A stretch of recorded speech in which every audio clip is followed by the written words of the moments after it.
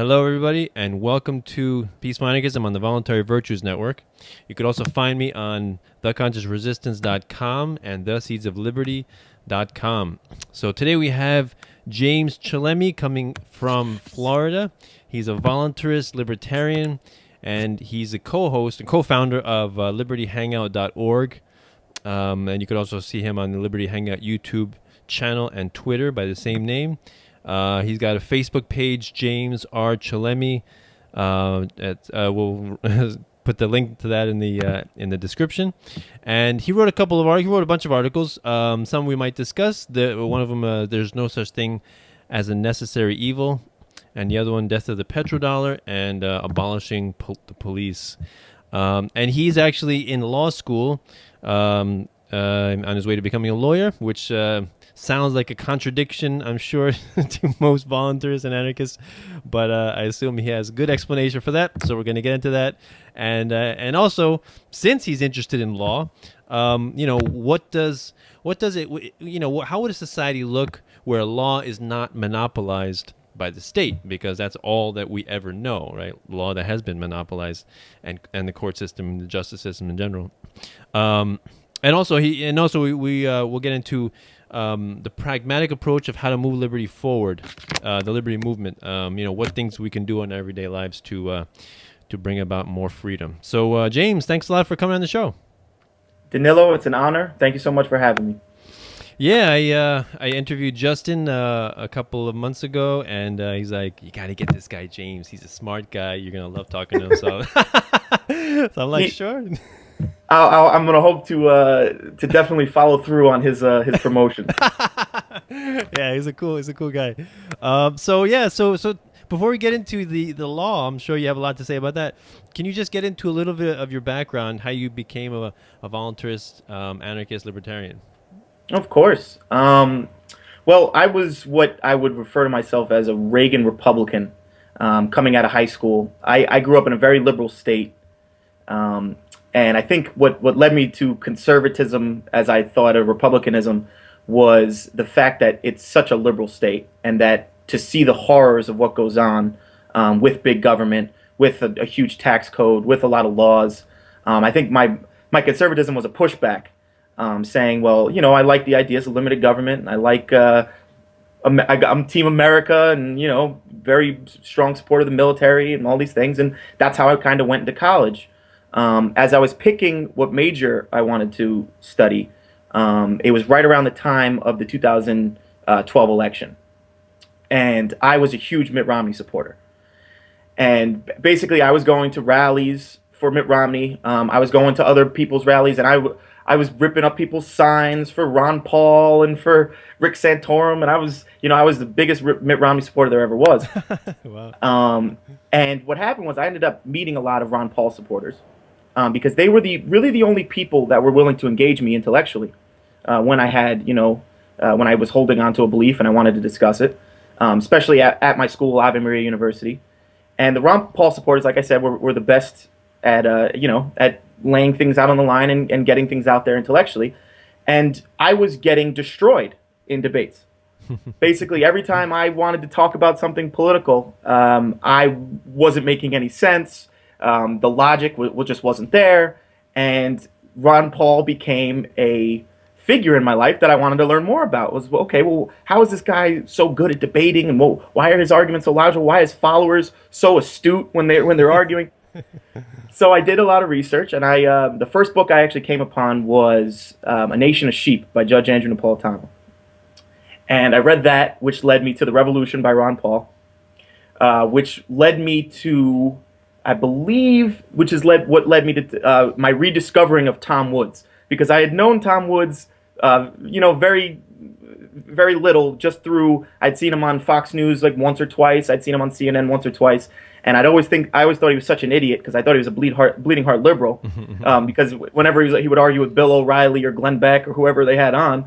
So that led me to Tom Woods, watching his speeches at Mises University, and watching his different videos at Yale conferences and YAF conferences and all these things. And that led me to a couple of his books, which led me to Murray Rothbard, which led me on this moral trend that led me towards, Plato and Aristotle, and that led me even deeper into metaphysics. And it was a whole spiral out of control. And now I refer to myself as a voluntarist libertarian. Nice.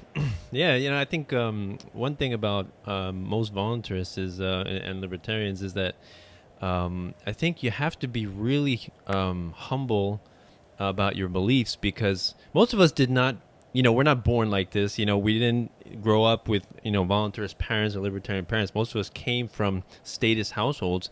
And so in order to progress and evolve in our thinking, we had to be humble enough to put our ideas like on the altar of logic and reason, and Right. then make the decision like, you know what, this doesn't hold up. Right? And And be truthful with yourself, right? that's basically what happened with me, was because this is what actually led me to law school, as well as I love to debate. I love to talk about things. I mean, it could be anything from philosophy to religion to politics. I love to do that. So when I was losing, I also have a huge desire to win. When I was losing these arguments, it just, set a fire in me to find out, well, why am I losing? What's going on here? The logic is just not there. So how can I get the logic to back me up on my side? And that's what led me to the liberty movement. Okay, so did you start studying law like as you made the transition to voluntarism, or was that before? Well, I actually went into right after the 2012 debate. Towards the end, actually, once I realized that Romney had no chance, I actually started supporting Ron Paul. As funny as that sounds, because Ron Paul really had no shot. But just the fact that what he was saying was so solidly, had such a solid foundation, I thought that was something I was definitely interested in, and it led me to actually choose a major in politics and subsequently history, just because I think the two are very intertwined. Okay, so now, if you can explain to the people, to the listeners, the apparent contradiction of being an anarchist or a voluntarist who, does not believe in the man-made arbitrary laws, how can such a person study law and be consistent? Well, yeah, of course. I think that it's definitely important to remember that anarchy does not mean without rules. Mm-hmm. It means without rulers, Right. Coming from the Greek. So when you think about that, the key that I think that would lead more so towards a free society would be decentralizing law. Mm-hmm. So law is going to be very prevalent. Well, exactly what I'm studying now, which would be everything from contracts to property law to family law to probating wills. I mean, these are all things that are going to be very viable in a free society. And just like police are going to be needed, just like military is going to be needed in a free society, I think law is just as equally going to be needed. Have you read any books on theories of how voluntary society might work, and how how law might work, and how education might work, how roads might work? One of the best. Oh, I mean, if we're talking about roads, I think "Who Will Build the Roads" by Walter Block is probably one of the best books I ever read. If we're talking about that, Nice. But in terms of law, in terms of private law, Mm-hmm. I think there is nobody that is better on this planet right now in explaining how it will work in a free society than David Friedman. David Friedman, obviously the son of Milton Friedman, Mm-hmm. coming from a little bit different background than I think you and me. I think we're more philosophically voluntarist, where we Mm-hmm. believe in a moral standard. David Friedman comes from a consequentialist background, which believes that if we have people in society that don't believe in ethics, that don't believe in morals, the liberty movement will still produce the best results outside of both what I said before, morals and ethics. Yeah. Usually when I, when people talk to me, or when I mention, talk about voluntarism, and and they ask me those questions, who would do this, who would build the roads, how would we take care of the poor and the sick and the elderly, and so Right. it's kind of like a what do you call that? I guess like a pragmatic approach, like who's going to do this, right? Right. And I don't like to take that approach, because I'm not a fortune teller. I'm not an oracle. I don't know the future. I don't know what the market's going to produce when all of these restrictions on entrepreneurs are lifted in the form of regulations and taxes. I don't know what they're going to produce. All I know is the initiation of of force is immoral, right? On peaceful Right. people. That's all I know, and that's all I think is necessary to know. It's not necessary to be a fortune teller and see and envision how a stateless society, but people feel like they need to have this assurance. Yeah, well, Danilo, I think it goes back to what another one of my biggest idols in the liberty movement is Adam Kokesh, when he says that just because you can't decide or you can't come up with an idea how something would work doesn't mean there isn't a way that it could work. Just because if a person doesn't know how roads would be built without a society, without government, that doesn't mean that they're not gonna get built. I mean, I don't know how to make an iPhone. I don't know how to do a lot of these things, but they get done, and they get done in the private sector. Exactly. So can you give an example, I guess, of how you envision like private law may work? Because that's such a foreign concept. Because law, as most people understand it, is like one standard that applies to everybody universally, right? In a particular geographical region. So how would private law? I mean, would it be like how it used to be, like just in the states, in a local level like that, something like that? I assume. Well, I think if we're talking about a free society, we're talking about abolishing the state, correct? Right. So if we're talking about abolishing the state, I think we could look. It's very simple. What would be the private sector alternative to what we have now? Well, what we have now is a court system, which is basically a dispute resolution system. That would be very viable in a free society, because if you have contracts, if you have property, if you're recognizing these things, you're going to need organizations that come through and are able to solve these disputes. So, and the number one argument I always get against stuff like this is people won't agree. People won't agree on a dispute resolution organization, or they won't agree on the laws. But I think if you look, what happens now? I mean, if some people believe abortion's wrong, some people believe abortion's just. So, or it's the same thing with heroin. Some people think heroin should be allowed. Some people don't think it is. What happens now? People still act civilized. They respect the law. They act civilly in their disagreements. They go to court and they do these things because that's the better way, because violence is costly, and because human beings are civilized. If they can't act, if you can act civil enough to go to a voting booth to try to change things, what makes you think that that's going to change in a market where your opinions are truly heard? Right. Yeah, one of the best books I read on this topic is Market for Liberty by Linda Tannehill, and Linda Morris Tannehill. Is like written in the 70s. Yeah. And yeah, that was a pretty awesome book. I read it twice, and I rarely read books twice. So it was, very, very fascinating. And like you said, it's very logical to expect that in a society where there is no overarching monopoly on violence or government, property rights and contract would reign supreme, right? Because you can even look in the quote Wild West, where as they were expanding the frontier, there was really no government that was overseeing those people. Yet I mean, if you just have to discount the government schooling propaganda of it being the violent Wild West, and then you understand that no, these people were not savages. They actually got along through enactment of contracts, right, and mutual understanding. Danilo, what people don't realize is the Wild West, or westward expansion, whatever we want to call it, was one of the safest times in American history. I mean, just to see the expansion that we had, the roads that were built, the oil industry, the gold digging industry. I mean, all these things. Towns were built, families were made. I mean, communities were built from the dirt. And this happened all without a government, especially without a centralized government, without police. I mean, the right to bear arms is obviously sacrosanct in terms of looking at the pragmatic approaches that are alternative to government services. Yeah, exactly. So this is a good segue into your other subject. What are the pragmatic approaches that you think are necessary for people to take to advance the cause of liberty in their lives? Well, I'm actually, that's a great question. What I'm actually positing right now is the act of secession. And I think that people need to start to wake up and realize that this government is headed more and more down a drastic turn. And we're not going back towards more limited government. We're not going to have any chance to get to where we want to get without some type of governmental action, without some type of legal action in this system.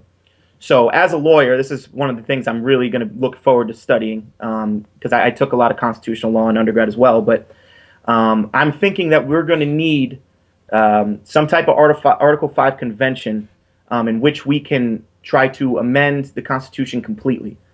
I don't know if you've heard of Mark Levin. Sounds familiar.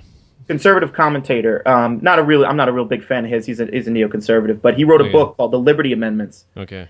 In which he talks about redrafting the Constitution, where conservatives should call for a redrafting of the Constitution, because we will find out where our populace stands. Mm-hmm. Because if you have socialist and progressive aspects being added into that, we'll realize that we've lost the republic as it is, and it's time to start over. Mm-hmm. So I think calling for an Article 5 convention, which wouldn't take much, it would just take 2/3 of the vote in the House and the Senate, and I think that would be a great start. I think people should start pushing for that. There's plenty of petitions going around right now. And the second thing is the legal right to secession, where if we can have a governor or a state legislature that grows the balls to decide to, like I don't want to say Texas, but that looks like where it's going right now. They've been talking about it for dozens of years, to actually, call upon our forefathers and call upon how this country was actually started and reduce ourselves back to a state, which is what we were supposed to be in the first place, a collection of states. Yeah, that reminds me of Murray Rothbard's quote, basically saying, if Canada and United States can be separate, why can't the states be separate from each other, right? And the cities be separate from each other, and the towns, right, and the road and the streets and the houses and all the way down to the people, right? Because go ahead. The states were called states because that's what a state is. I mean, it's the same thing as the state of France or the state of Israel. Mm-hmm. It was the state of Pennsylvania was supposed to be its own independent state. Mm. It entered into the Union on its own. It only delegated powers so it was able to retain any powers that it had previously. If you're able to retain them, you've had them already, so you can just take them back at any time.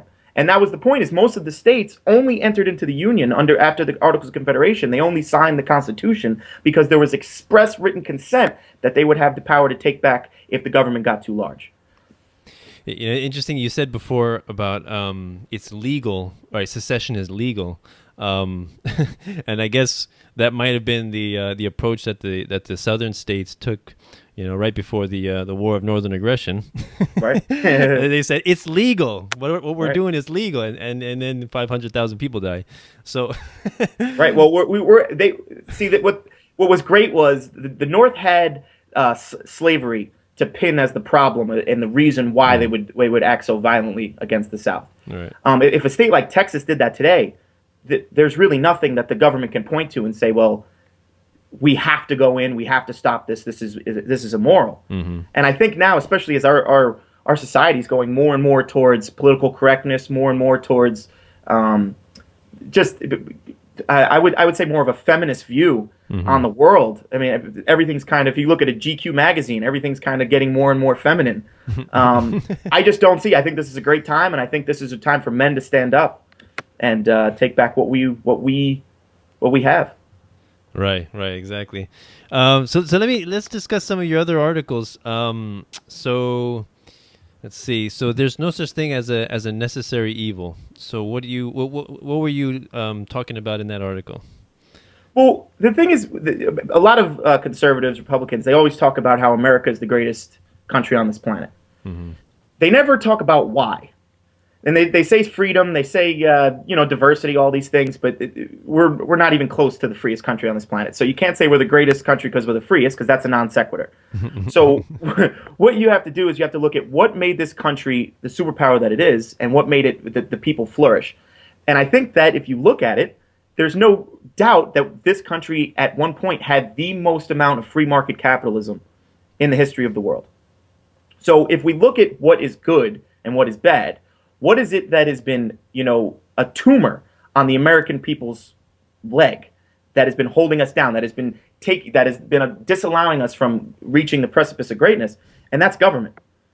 So when you say there's a necessary evil, it doesn't follow, and it's a complete contradiction, like we were talking about before. Hmm. How is it that we can, as promoters of the free market, how can we endorse a coercive, monopolized system that's completely anti-capitalistic? Yeah, yeah, definitely. As we were talking about before, that a necessary evil is an oxymoron, right? Because if something is necessary, then it's not evil, and if it's evil, Right. it's unnecessary. But going back to what you said before about you said you said petitioning the government or the state governments for secession. Um, so so. Would you be in favor, like, supporting the Libertarian Party, like, using the government, or nullification, using the government to reduce government, basically? Would you be in favor of that? I want to say yes, I really do. But I don't think the Libertarian Party has a voluntarist mindset. I think that if there was a great debate between Bob Murphy and Walter Block, in which they talked about whether it's moral for a libertarian to vote for the most libertarian candidate in the election. Mm. Walter Block took the position that yes, it is. Hello? I was more so siding with Bob Murphy, just because I think that this system is so broken, is so bad, that the only back to a state level, and maybe to answer your question succinctly, I think that I would support somebody on the community or state level, but I would not support them on the federal level. Yeah, because there are a lot of anarchists that are running for public office, but perhaps not necessarily to take public office, but just to spread the message of liberty and voluntarism in the same way that that Ron Paul was doing. Like, I don't think he ever really expected to be elected, and I was really hoping he wouldn't be elected, because I thought if he would be elected, then he would sustain some freak accident. Because I don't really think it's how do you say, I don't think it's realistic, like, for somebody to be elected, like, for example, Adam Kokesh, right? He's running in 2020, right? So he's an anarchist, he's a voluntarist, and he's running on the platform of the peaceful dissolution of the federal government, right? Now, I don't see him, if he does win, the far off chance that he does, I don't see him calmly dissolving every single federal agency and then not encountering, stumbling or roadblocks or assassination attempts. Like, I just don't see that happening. I mean, do you think that's what do you Right. think about that? I tend to agree 100%, and this is why I think that anytime you try to get something done at the federal level, where you have over 315 million people deciding, you have 716,000 people per representative in Congress. I mean, it's just an absurdity. If you go back and you look at Aristotle, and when he talks about that, you can't have anything more than a community government, because anything past that's going to be tyrannical. And you look at whenever throughout history, whenever there's been tyrannies and a lack of diversity and all these things, it's all been through a centralized, huge, and has historically been the times of human growth. Especially, I mean, even going back to look at the Catholic Church when it had its reign in medieval Europe. I mean, the Enlightenment period happened through decentralization of thought, where things were, I mean, we wouldn't have the things if it was still centralized under those authorities. We wouldn't have things like air conditioning and cars and phones and these things. We would be living something closer to that of the Middle East. And we would always talk about how they're living in the ninth century. Well, that's because if you look at throughout history, the best times for human development throughout time were decentralized through decentralized power. Where if you look at Renaissance Florence, you look at the city-states in Greece, you look at right after the Constitution was drafted, after how it was all states' rights. These things are definitely something that we need to look at, especially if you look at stuff like the medieval times and when the Catholic Church was so influential in Europe. I mean, they had all the power. All this was a monolithic government, so far as to say. And I think that after the Enlightenment period was the decentralization of thought, in which we were able to progress forward as a species. And I think that as we get closer and closer to decentralization of power and decentralization of thought, like we were talking about before with government schools, I think we'll be much better off, and for generations to come. Yeah, it's funny when people make that non sequitur that government equals civilization, right? Right. Everything good that has happened is because of the government Right. because of the parasite, right? And it's like they like we would have never had we would have never gone to space, never had NASA, we would have never educated people, we would have people would be starving, all this kind of stuff. And I think there's one quote that said, I forgot who said it, but he's like, if government gave us all our foods like breakfast, lunch, and dinner, people today would be saying, if it wasn't for government, we wouldn't have food. We wouldn't be eating. Exactly. Yeah. There's it's kind of like what they did in the Soviet Union, which is people used to ask. There was a billboard that used to ask, well, if it wasn't for the government, who would supply the bread? Right. So yeah, like and I made a post on Facebook. You see a guy, but the basic Occupy Wall Street type guy, with his Starbucks mug, with his nice laptop bag, with his Right. and then he's like, capitalism sucks, you owe me, right? So basic social justice warrior, and so I said a little something, and then one guy commented, and he's like, really? So, but we have Facebook thanks to government. I'm like, wait, what? This is the absurdity, Danilo. This is the absurdity of where we're headed. When you have the government controlling the education system, there is nothing left. This is where people are getting their information from. Exactly. So there is a complete. I mean, what incentive do they have to not educate our kids like this? Uh-huh. What incentive do they have to tell the truth? Because at the end of the day, they end up creating a dependent class. Mm-hmm. The dependent class keeps them in power and keeps their pockets fat. So. Mm-hmm. It's up to us as citizens now to say, okay, well, centralization of all this power has extended its hands, its tentacles into everything.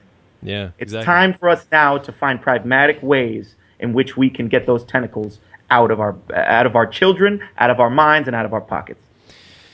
Yeah. So with me, when people ask me, like Danilo, they say, I see that you complain a lot about the government, about war and a Federal Reserve and all these taxes and regulations. I see that. So what should I do? Should I become a politician? Should I join and change it from the inside? Should I write new laws?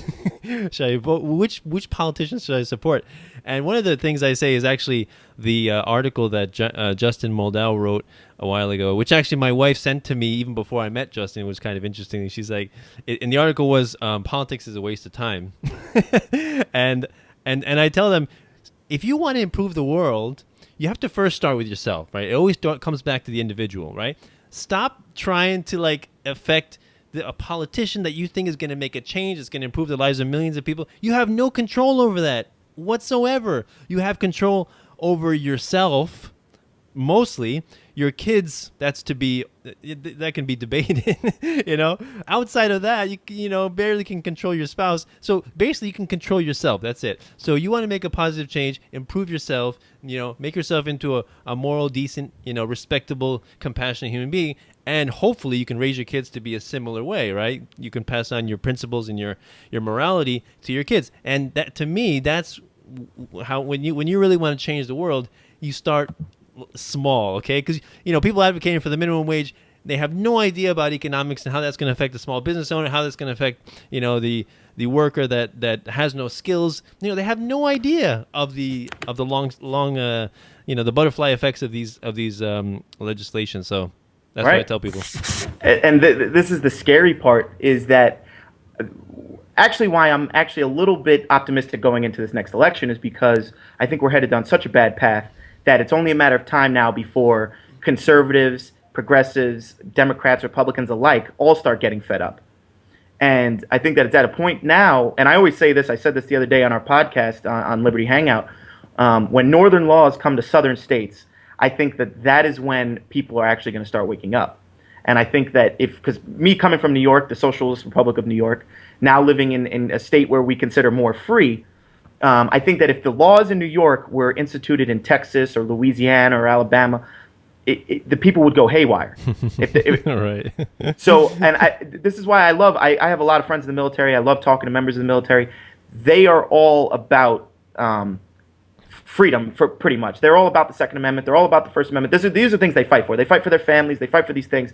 Now, they're, like Adam Kokesh alludes to a lot of the time, is that they're bamboozled into thinking that they're fighting for the right reasons, and a lot of the times they're not.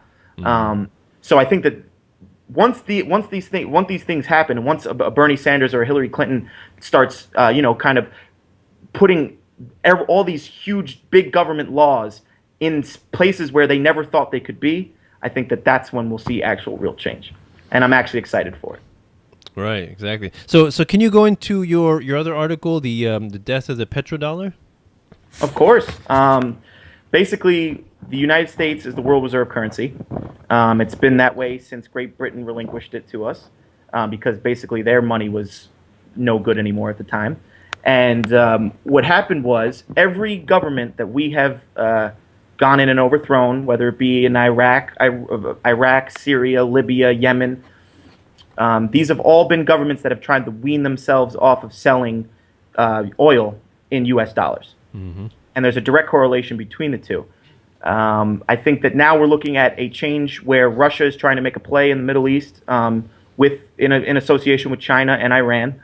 And they're going to try to move it over to now have oil sold in rubles, which is the currency that their partnership would endorse. Mm. And once we lose the world reserve currency, our dollar will have nothing to really stabilize it like it is now with the Federal Reserve printing.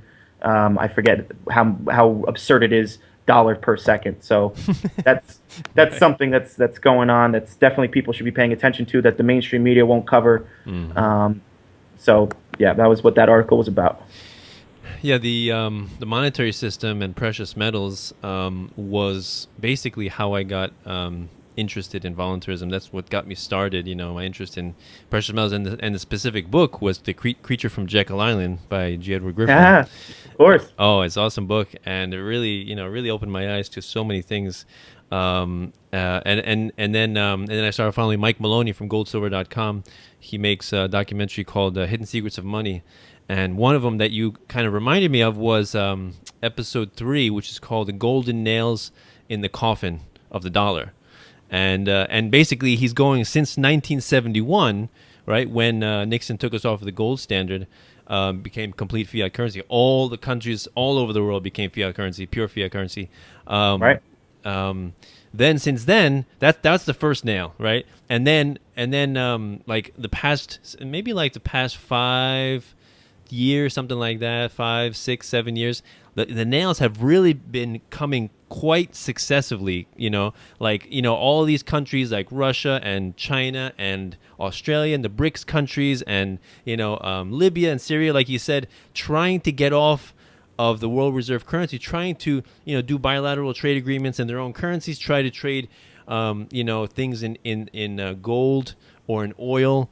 And then, what a surprise, they get invaded and their leaders get assassinated. What a surprise. And all of a sudden they have a central bank. What a surprise, Of course. And I tell people, one of the interesting things I tell people is that before 9/11, there were 7 countries that were not on, that did not have a central bank. And after 9/11, 2 countries got a central bank, right? Can you guess which ones? Afghanistan and Iraq. Iran. Now, or did that have anything to do with 9/11? Do you think?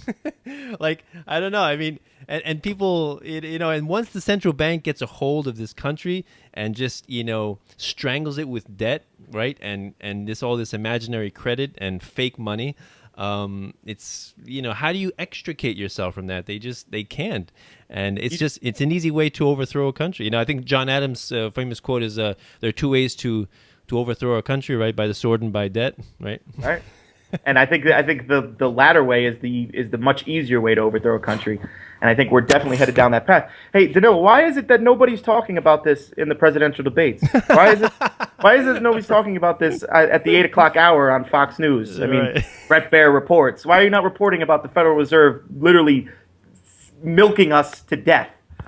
Exactly. It's kind of funny. Like I like talking about the Federal Reserve because and actually when you talk about, let's say you talk about immigration, right, or you talk about I don't know, anything that's like volatile, in American politics, healthcare, let's say universal healthcare. Right. You talk about these things, people get emotional, they get reactionary, they get defensive, right? But when you start talking about precious metals and Austrian economics, nobody cares. Nobody cares about those things. Nobody has an opinion about gold and silver, right? Or even about the Federal Reserve. They don't even know what it is at all. It is printed on the currency that people use every single day, and they don't even know what it is. Isn't that amazing?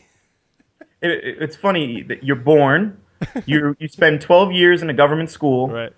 If you're lucky, you go to a government college, and then you go out and you work a government job, or you go into the workforce and you're competing against government jobs, and Right.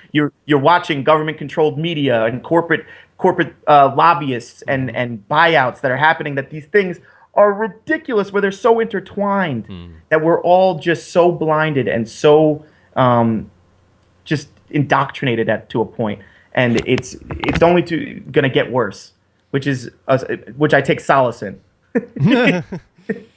Yeah. I mean, definitely the trajectory of government is to expand and bloat and siphon off wealth and productivity from the industrious until it cannot be sustained anymore, and then that's when you see the wealth transfer and the collapse and things, and that's one of the things that Mike Maloney has documented in his book. It's a Rich Dad's Guide to Investing in Precious Metals. Awesome book. I highly recommend it. He talks about the wealth cycles, about how thousands of years gold and silver have been used in various cultures, and they've never gone to zero, right? But how many fiat currencies have been used, and they've all gone to zero? 100% fatality rate, right? None of them have and we really think that the US dollar is going to be special? No, we don't. That's the thing, is we're now on a fiery wagon that's headed towards a cliff, and basically we're throwing all the buckets of beer off that, so we have something when the wagon actually does crash. The rich and the powerful will have something to rest their head on. Yeah. And one thing I like to say to people is during the Weimar Republic, as they were hyperinflating their currency between, like, I think it's it was like 1919 to 1924, right? 5 years it took for the German mark to inflate to worthlessness. And I tell people in 1919, right, 100 German marks bought 1 ounce of gold, right? And then they inflated the currency so much. 1924, it was like 100 trillion German marks bought 1 ounce of gold. And so at that point, that was the height of the wealth transfer. And gold was so valuable, overvalued, that like 25 ounces of gold could buy one block of commercial real estate in the city of Germany, right? In major cities. So, and it's like, imagine what that means in Manhattan. Like, one block of commercial real estate, how much does that cost today? Exactly. And it can give you an idea of how overvalued precious metals can be when there are currency crises. Right, and this is another point I tried to make, was, as astute American citizens like you and me, we really have to start considering what is the next move of our government going to be. We support, our people are supporting this government with massive tax money and consent through the democratic system, which is unbelievable at this point, to see that people are so ignorant to the fact of what's happening. And the current trajectory that we're on, it can't sustain itself. So I think that what led me to write this article was to see, well, okay, all these things are happening. Who's benefiting from these? Because I think it's very true. If you follow the money, you'll find out who is actually benefiting and who's pulling the strings of these politicians, of these corporations, what's actually happening. So I think that was something that really opened my eyes through the research that I did for it. And actually, talking about the petrodollar and the Federal Reserve, kind of got me thinking about Occupy Wall Street, and how people, when I talk about voluntarism and about government and what's true nature is, and people say, oh, so you must be a supporter of the Occupy Wall Street. Yeah. and I'm telling them, like, see, so what you're doing is Wall Street, that's like got so many ties to politicians on Capitol Hill, right?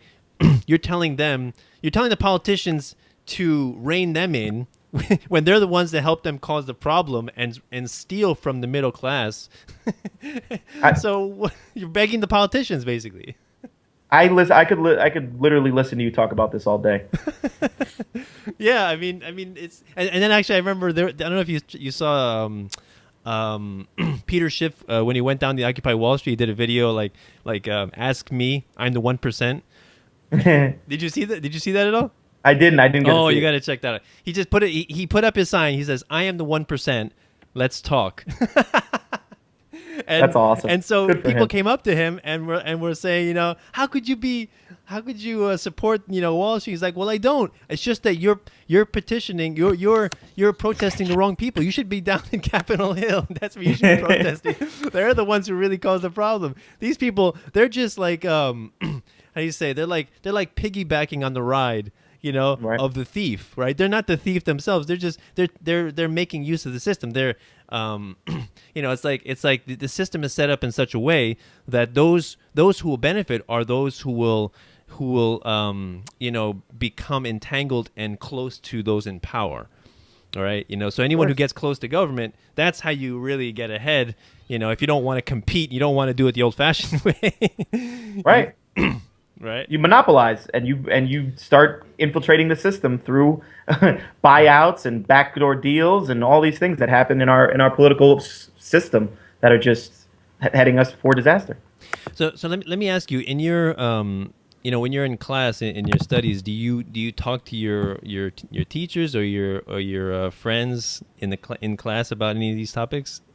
I try to. See, the problem is everyone deflects back towards gay marriage and marijuana legalization, like those are the greatest two things that we should ever be talking about in this country. Because they really don't know what else to talk about. Because when you're indoctrinated by MSNBC and Fox News, those are the two things that are only talked about. So that, and do Black Lives Matter or do all lives matter? So what we end up looking at is an uninformed populace, and especially in academia, which is so sad to see. But there's people that are opening their eyes, and that I also start to see is through alternative media, through people like Russia Today and Adam Kokesh and Peter Schiff and Tom Woods and a lot of these guys, even people like Peter Joseph from the Zeitgeist movement, even people like I'm not a big fan, but Chris Cantwell, like these guys they're all leading us towards decentralizing the media market, decentralizing where we get our information from. And guys like Alex Jones, and I love them for that. Recently I went up to a conference, a conservative conference up in New Hampshire in March actually, and I was sitting at a table with a bunch of young Republicans, and the question came up: what do you think about Alex Jones? And basically, everyone was like, he's a traitor to this country. He can't do anything right. Blah blah blah. All I said was, guys, don't you think he's necessary to an extent? Don't you think, just using him as a figurehead, don't you think that having people that come out and say, even if they are outlandish things or if they're a little outrageous, it's good to keep the government and the 1% at bay and keep them on their toes, because at the end of the day, we need people out there exposing these things, which is what I'm trying to do in the law field, where I'm starting to realize now that how messed up our system of legislation is, and how our crime system and how or even our civil litigation system is so messed up, and nobody's drawing attention to it. So this is something that I'm definitely interested in. That I'm glad that people, especially like you, Danilo, for having shows like this and adminning pages and doing these things, because this is what's going to take us to the next step. Yeah, definitely spreading the message. So you also wrote an article on abolishing the police, and one thing came to mind. Because you're studying law, and I remember reading somewhere that it's very ironic that somebody who studies law goes through many years of study, and then you got to pass all these exams and different things, and then you when somebody commits a crime, then a case can take many months or even years maybe.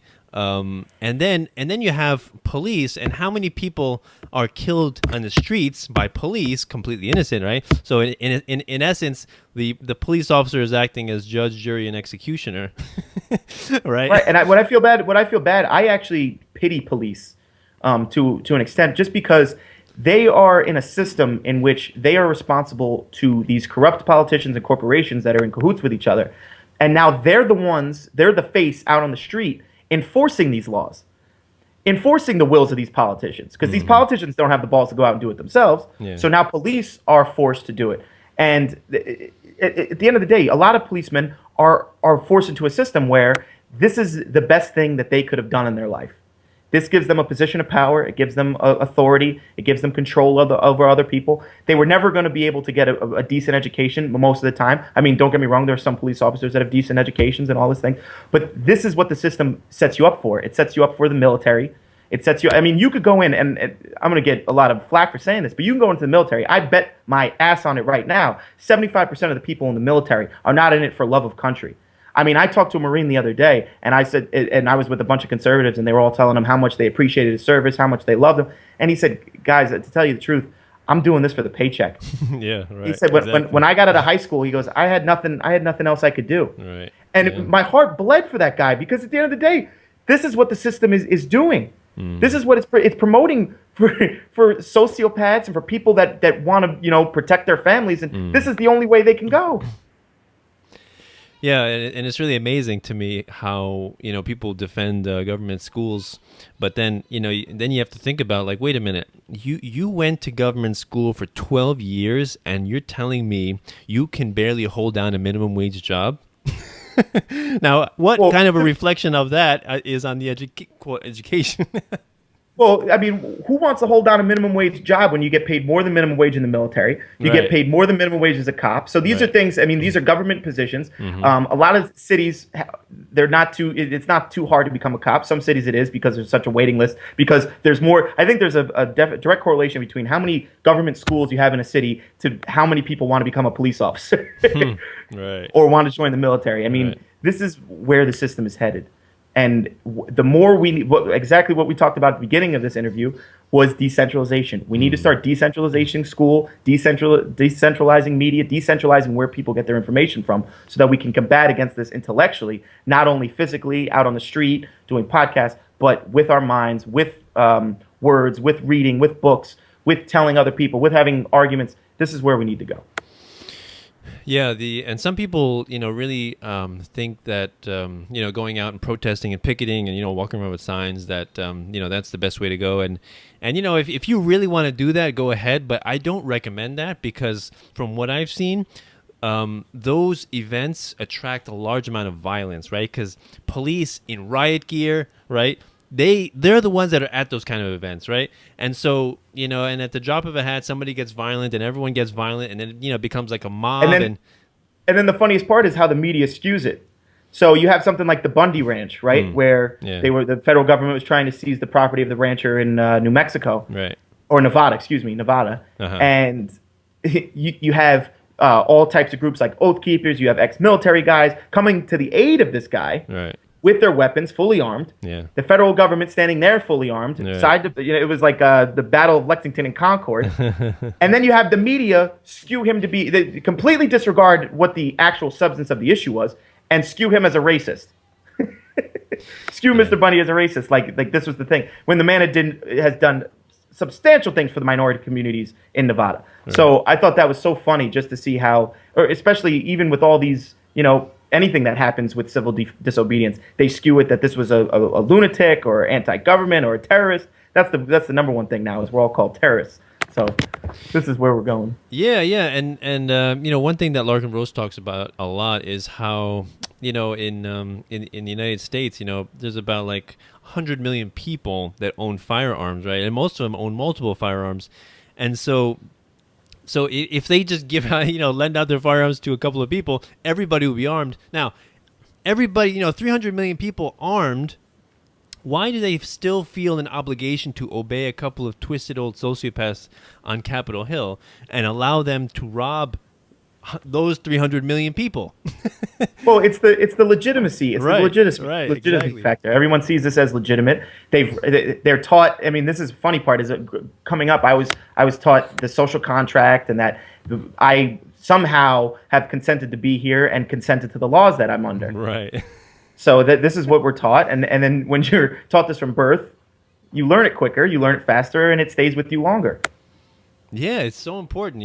I think it was Stalin that said, if you give me your child for 4 years, the seed that I plant will never be uprooted, and that's just 4 years, right? We have 12 years of aggressive government indoctrination, right? And I always call it indoctrination because it's not learning, because you don't have a choice in what you're learning. Learning is when you have a choice. You're like, I want to learn that. That's learning.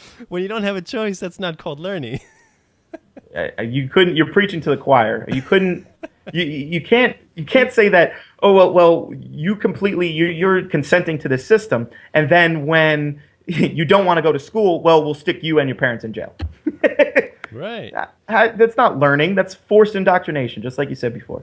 Right. So yeah, legitimacy is really the the meat of it, because it really is what separates the mafia from government, right? The mafia's threats are not seen as law; they're just seen as threats of violence, right? Or their extortion is not seen as taxes; it's seen as extortion. It's the cognitive dissonance argument, where you say, well, do you trust the mafia? No. Well, do you trust their orders? No. Do you trust government? No. Do you trust their orders? Yes. It doesn't follow. But Yeah.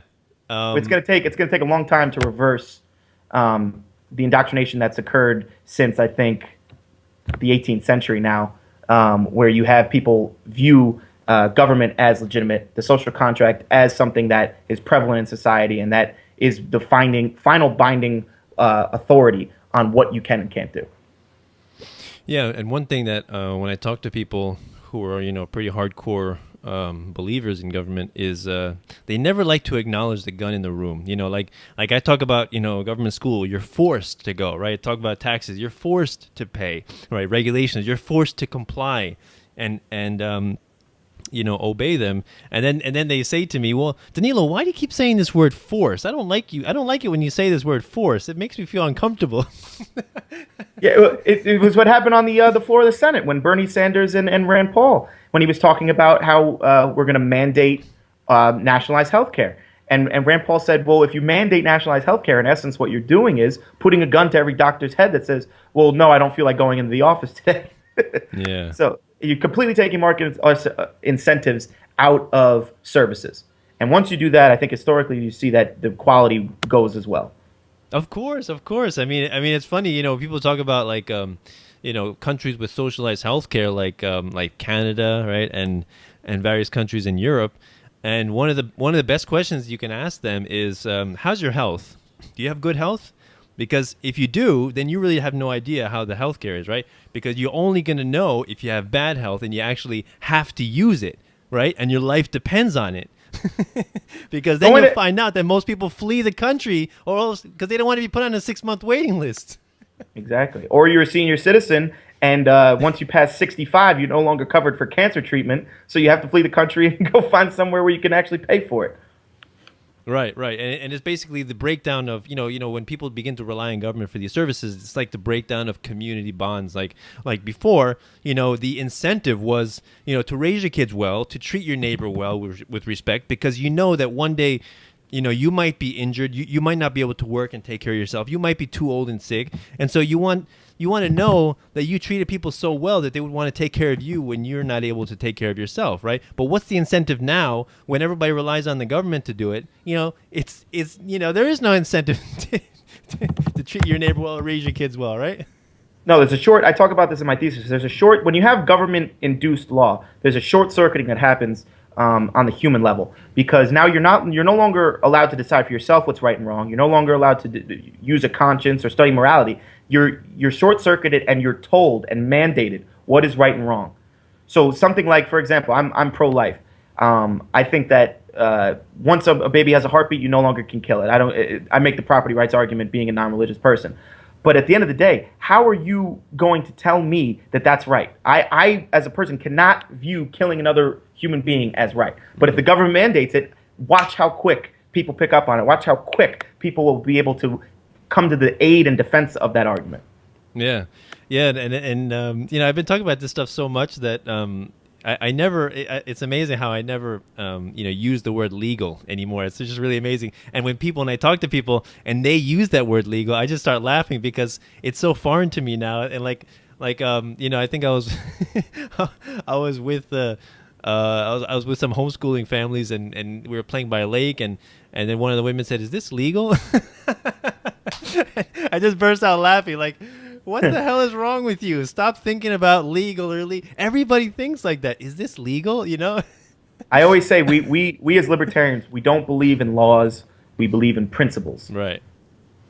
And there you go. Yeah, I tell people, your conscience should be the law that you obey. That's it, because if if there's no teaching people morality. Like, you're raised a certain way. Hopefully, you had great foundations, great, parenting, and they instilled great principles in you, because, it's very difficult once a person is, in their 20s or 30s to change a person. It's monumentally difficult, right? And Well, go ahead. No. The first question that was asked after I was done with my thesis was by a professor who taught at Princeton for about a dozen years. And her question was, what would happen if I had a gun in a free society? What would happen if I had a gun on a bus and I was waving it around, and there was no centralized law? What would happen then? I said, well, who owns the bus? Well, a bus company owns the bus. Okay, well, why would a bus driver want to allow somebody because she also talked about him having flammables and a bomb and all these things. And I said, why would the owner of a bus company want to have these things? Just because government didn't come in and say you can't do this doesn't mean that the market is totally going to disregard what works for people, and people are going to go haywire and not realize that they don't like sitting next to a guy that has a bomb and flammables. Right. So it's just the absurdity. I mean, just even at the highest levels of academia, the absurdity of what of the government argument. Yeah, because, if we don't have police, it's going to be chaos and mayhem and bloodshed and bodies laying in the street, and nobody could get to work. And it's funny, like my wife was talking about FedEx. We had a FedEx package mailed, and she's like, I heard that FedEx, their packages are being stolen because people are like following the trucks, and then when they drop off the packages, people just steal the packages from the doorstep.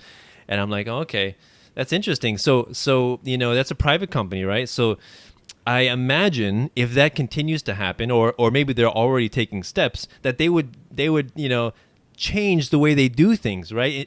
Employ some kind of additional security measure to make sure that doesn't happen. And initially I thought she meant that the person was like holding up the driver and stealing all the packages in the truck. And I'm like, well, if that's true, then I'm sure that eventually FedEx would want their driver to be armed, right, to protect their cargo, right? I think that would make sense. And then if you had a trigger-happy FedEx driver, he would get fired. The company would be all over social media. They would be talking about don't support FedEx. They've done this. They've done that. Right. And that's how the market works. It's social ostracizing is so much better tool than government force. And people need to start waking up to that, because it happens every day. Yeah. Go look at Zillow. Go look at Yelp. Go look at all these Facebook reviews and Amazon.com. I mean, this is how things work now. Mm-hmm. We're at the best times in human history, I think, to have a society where we can be truly free. Yeah. There are so many self-regulated mechanisms, like you said, like Yelp and Amazon reviews and even Consumer Reports, and people use these things. Like you would never go to a government website to evaluate businesses, and people, they intuitively, I think, understand how private businesses can provide, things that we all love and appreciate. But for some reason, some twisted reason, people think there are certain things that government has to do, right? Like they have to regulate industries, or else industries will go crazy. They have to provide for national defense, or else we're going to get invaded by China, which is kind of a funny argument when people say, "What if China invades?" I'm like, so you're saying 1 billion people in China want to invade us? Is that what you're saying? Yeah, right. Exactly. I write about this, and I also wrote about this, was that how is it that one takes over a completely decentralized free society? Right, can you imagine tomorrow if we abolished all the governments in America? Yeah. What happens is usually warfare is one government going over to take over the other government, and then they take over their tax base. Exactly. But if you don't have a government or a tax base, you have 315 million armed people with police services, with dispute services, with decentralized military and insurance companies that are armed. I mean, this is what you're up against. Yeah. It could be the greatest thing to ever happen, but what do I know? Yeah, and the incentive in such a society would be to to employ the best technology for defense, right? Exactly. And tailor your approach specifically so that you can capitalize and keep money. Because if you look at the way governments go to war, they only have what they're expending for 4 years or 8 years. So basically, they're borrowing the military services, and they can expend them at the taxpayer's expense, and they don't really have to be frugal with it. Yeah. But can you imagine if you have an insurance company that has its own private military, how they would tailor their approach so that they would save the most money while getting the most efficient results? Yeah. Yeah, exactly. Well said. So, so I don't want to keep you any longer. So, please tell my listeners how they can reach you and if they want to follow your work. You can find me at facebook.com/James R. Chillemi. You can also find me at libertyhangout.org. And you can find me on YouTube. My thesis is called Leaving the Cave, An Amiable Introduction to Anarchy, a Free Market Manifesto. Nice. Yeah, definitely going to put that in the description below. So if anybody wants to help out my show, please, you can do so through Patreon, through PayPal, or Bitcoin. I love doing these shows. I love doing these interviews. I want to do more of them. Please help me out. It really gives me a lot of encouragement. Nothing like monetary help to encourage you to do more, right? Of course. So James, Self-interest. thanks a lot for the conversation. Really enjoyed it. Danilo, I can't thank you enough for having me. Yes, so we'll definitely do it again. Maybe when you write a couple more articles, maybe do another presentation. We'll talk again. That would be great. So this is Peaceful Anarchism on the Voluntary Virtues Network and the seedsofliberty.com and theconsciousresistance.com. Wishing everyone have a wonderful day. Take care. Bye.